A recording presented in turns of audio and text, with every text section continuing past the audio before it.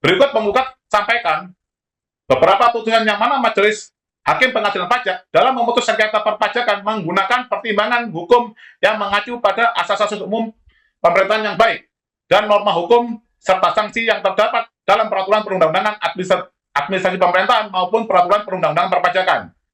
Contoh satu adalah putusan Pengadilan Pajak nomor PUT 010906.47 garing 2022 garing PP garing M9B tahun 2023. Pihaknya yaitu CV Aseni Aparel melawan Direktur Jenderal Bea Cukai. Keputusan Majelis Hakim mengabulkan sebagian banding pemohon banding terhadap surat penetapan tarif dan atau nilai pabean SPK TNP. Keterangan Majelis Hakim menggunakan Undang-Undang AP dalam pertimbangan hukumnya. Rekan-rekan, ini sangat menarik sekali karena penggugat menyampaikan beberapa putusan pengadilan pajak yang sudah inkrah, berkekuatan hukum tetap, dan telah dieksekusi oleh pejabat yang berwenang. Salah satu putusan yang disampaikan oleh penggugat adalah putusan dalam perkara kepabeanan antara CV Aseni Aparel melawan Direktur Jenderal Bea dan Cukai. Dalam pertimbangan hukumnya, majelis yang memeriksa, mengadili, dan memutus perkara akuo, yaitu Majelis 9B yang diketuai oleh Hakim Mujiono, berpendapat bahwa pejabat dalam hal ini adalah Direktur Jenderal Pajak harus tunduk kepada peraturan perundang-undangan yang berlaku dan asas-asas umum pemerintahan yang baik. Adapun yang dimaksud dengan peraturan perundang-undangan yang berlaku tidak hanya peraturan perundang-undangan di bidang kepabeanan, tapi juga semua peraturan perundang-undangan yang terkait. Dan tentunya hal ini sesuai dengan asas-asas umum pemerintahan yang baik. Hal tersebut juga bersesuaian dengan pasal 5 ayat 1 yang disampaikan oleh penggugat tadi, bahwa majelis hakim tidak dalam memeriksa, mengadili, dan memutus perkara tidak terpaku atau tidak hanya menggunakan kacamata kuda, yaitu dengan menggunakan peraturan perundang-undangan di bidang perpajakan yang sangat sempit ya, dan yang sangat dangkal, karena masih banyak peraturan perundang-undangan lain yang harus dipertimbangkan, terutama peraturan perundang-undangan di bidang administrasi pemerintahan, karena Dirjen Bea dan Cukai adalah pejabat pemerintahan di bidang kepabeanan. Nah, itu salah satu contohnya. Kita lanjutkan. Kedua, putusan Pengadilan Pajak nomor PUT 008499/2019 PP Majelis 16B tahun 2020. Para pihak Ani Junita Kutu melawan Direktur Jenderal Pajak. Hasil keputusan Majelis Hakim mengabulkan seluruhnya gugatan penggugat atas surat ketetapan pajak kurang bayar. Keterangan, terdapat norma yaitu penyampaian SPHP secara langsung maupun faksimil. Dalam kasus ini, SPHP dianggap tidak disampaikan karena tergugat menyampaikan SPHP melalui email. Rekan-rekan, putusan yang kedua ini juga cukup menarik ya, karena putusan ini telah membuktikan bahwa meskipun SPHP disampaikan tapi tidak secara patut, yaitu dalam perkara yang disampaikan tadi antara Anita Junita Koto melawan Direktur Jenderal Pajak, dianggap tidak disampaikan. Jadi selama ini banyak pertimbangan hukum majelis hakim ya dalam putusannya yang mengatakan bahwa sepanjang SPHP disampaikan maka itu dianggap sah. Tapi dalam putusan ini majelis hakim berpendapat lain, bahwa meskipun SPHP disampaikan tapi tidak disampaikan secara patut, maka harus dianggap tidak disampaikan. Nah, ketika SPHP dianggap tidak disampaikan, maka SKP harus dinyatakan batal demi hukum atau SKP dapat dibatalkan. Nah, perkara ini relevan dengan perkara Ani Junita Koto melawan Dirjen Pajak, itu relevan dengan perkara PT Arion Indonesia melawan Dirjen Pajak, karena SPHP itu disampaikan secara tidak patut ya. Kenapa tidak patut? Karena memang sudah melewati jangka waktu. Yang kedua, undangan pembahasan akhir disampaikan tidak secara patut karena disampaikan pada saat hari hanya, sehingga penggugat tidak dapat menghadiri pembahasan akhir yang kedua. Dan ini memang sama-sama mirip ya, atau tipikal ya, sehingga menurut kami harusnya majelis hakim dapat menggunakan putusan ini sebagai rujukan atau referensi. Meskipun di dalam hukum Indonesia itu putusan terdahulu tidak wajib digunakan oleh hakim dalam memutus perkara ya, karena asas jurisprudensi bukan merupakan sumber hukum yang paling utama, tapi salah satu sumber hukum yang tetap dapat dipertimbangkan. Kami lanjutkan. Yang ketiga adalah putusan Pengadilan Pajak nomor PUT 013758.99 garing 2020 garing PP garing Majelis 15A tahun 2022. Pihaknya PT Mitra Abadi Pertama melawan Direktur Jenderal Pajak. Keputusan Majelis Hakim mengabulkan sebagian gugatan penggugat terhadap keputusan tergugat.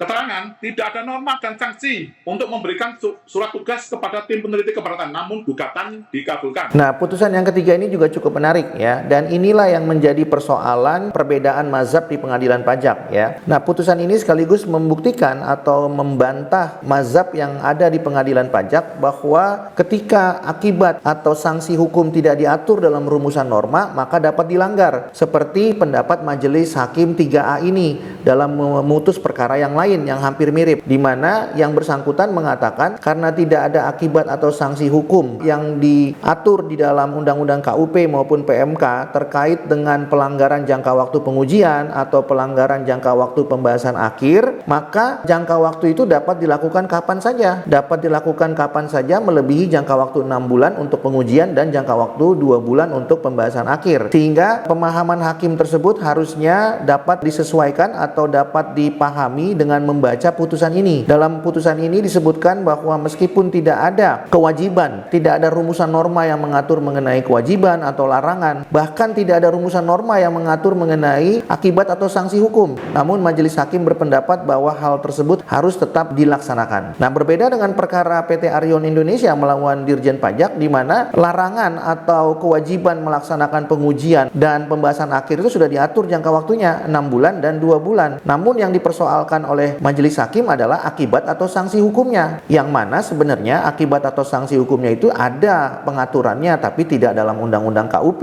dan tidak di dalam PMK tapi diatur dalam Undang-Undang Administrasi Pemerintahan. Kenapa demikian? Karena di dalam pasal 31 ayat 2 jangka waktu pemeriksaan itu telah diatur dengan tegas, sehingga ketika dilanggar harusnya dibatalkan atau dinyatakan batal demi hukum, sehingga wajib dilakukan pemeriksaan ulang. Itu yang diatur di dalam pasal 31 ayat 2. Dengan demikian, jangka waktu pengujian dan pembahasan itu sebagaimana diatur dalam pasal 31 ayat 2 Undang-Undang KUP tidak ada kaitannya dengan pasal 13 ayat 1 mengenai jangka waktu penerbitan SKP, karena itu adalah dua hal yang berbeda. Karena kalau jangka waktu pemeriksaan pajak itu dianggap 5 tahun sesuai dengan pasal 13 ayat 1 Undang-Undang KUP, yang menjadi pertanyaan adalah kenapa kemudian pasal 31 ayat 2 Undang-Undang KUP dipisahkan dengan pasal 13 ayat 1 Undang-Undang KUP. Tentu maksud dari pembuat undang-undang adalah untuk membuktikan bahwa ketika jangka waktu pengujian dan pembahasan akhir melewati 6 bulan dan melewati 2 bulan, maka konsekuensinya harus dilakukan pemeriksaan ulang. Dan ini berbeda dan tidak ada kaitannya dengan pasal 13 ayat 1 Undang-Undang KUP tentang penerbitan SKP. Jadi kalau kita pahami pasal 31 ayat 2 Undang-Undang KUP, jangka waktu pemeriksaan pajak itu telah diatur dengan tegas kewajibannya atau larangan untuk dilanggar. Nah, ketika dilanggar maka harus dilakukan pemeriksaan ulang.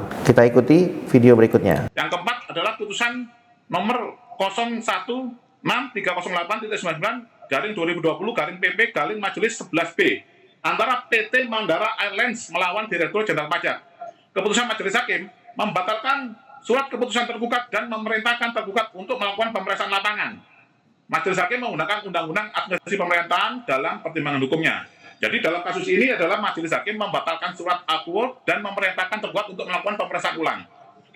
Baik, rekan-rekan, itu pendapat hukum atau legal opinion kami terkait dengan sidang terakhir PT Arion Indonesia melawan Direktur Jenderal Pajak dengan agenda kesimpulan, dan kami akan menyampaikan nanti pendapat kami ketika sudah ada putusan, dan apabila dimungkinkan kami juga akan memberikan video-video yang terpisah atau pendapat hukum atau legal opinion terpisah sehubungan dengan sidang tersebut apabila memang ada hal-hal yang perlu kami sampaikan kepada rekan-rekan. Apabila rekan-rekan mempunyai perkara atau sengketa yang mirip atau sama, rekan-rekan juga bisa berkonsultasi kepada kami untuk diberikan informasi lebih lanjut atau mendapatkan wawasan yang lebih luas lagi, sehingga dengan demikian rekan-rekan mempunyai pembekalan yang cukup dalam berperkara di pengadilan pajak. Demikian yang dapat kami sampaikan sementara. Terima kasih.